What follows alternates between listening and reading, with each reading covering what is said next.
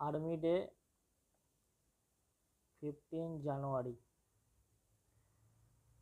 এর হেড হচ্ছে উপেন্দ্র দ্বিবেদী। এয়ারফোর্স ডে 8 অক্টোবর। এর হেড হচ্ছে অমরপ্রীত সিং।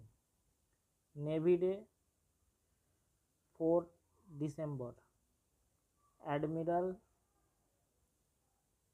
দীনেশ কুমার ত্রিপাঠী। আচ্ছা, সিআইএসএফ ডে হচ্ছে 12 মার্চ। এর হচ্ছে ডিজি হচ্ছে নীনা সিং। ইনি প্রথম মহিলা যিনি ডিফেন্সে ডিজি পদে নিয়োগ হয়েছেন।